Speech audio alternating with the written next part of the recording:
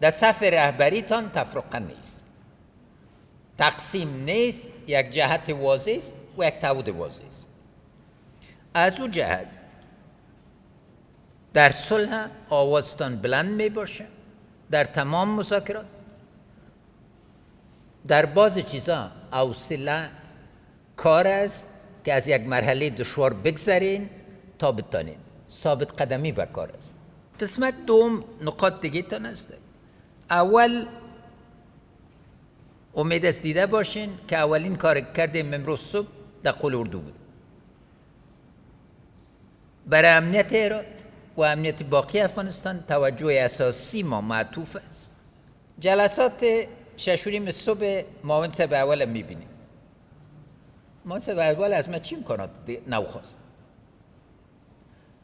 مدیریت محکم بکار است. معنای مدیریت محکم چیست؟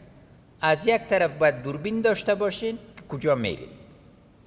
10 کیلومتر آینده را باید بر نگاه روشن ببینید، چون اگر رایتان معلوم نباشه هر کس به بیراه کشتان میگه.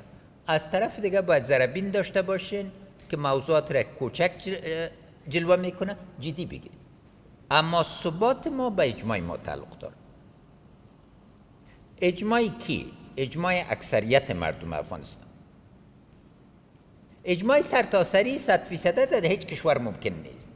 اجماعی که آینده نگر باشه، اجماعی که تعلق به قانون اساسی داشته باشه، اجماعی که تعهد به تطبیق قانون اساسی داشته باشه. اینه که روزی که خوشم آمد این سفر را بکشیم. قانون اساسی یک کل است. قانون اساسی اسلامی ترین قانون اساسی دنیاست.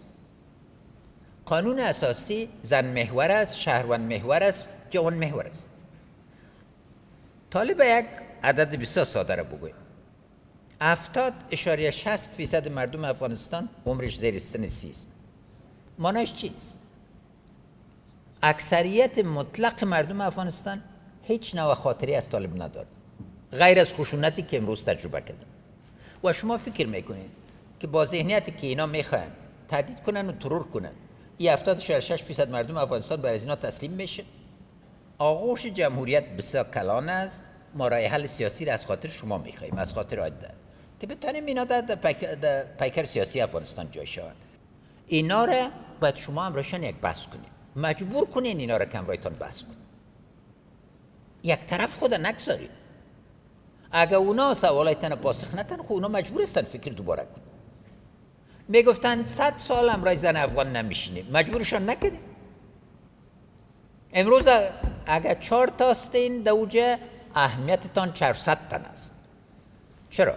از خاطر که یک مرد افغان دوجه نیست که از حقوق زن عدول کنه. بنان در این فرصت پیام اساسی از حمایتتان از صمیم قلب تشکر میکنیم. کارهایی که انجام دادیم خوب است، کافی نیست. اولین کسی که کار زیادتر، سهم زیادتر بر زنای افغانستان میخواه رئیس جمهورتان است. اما کلانترین افتخار خانم اولی است که زنای افغان میگن توانمند است.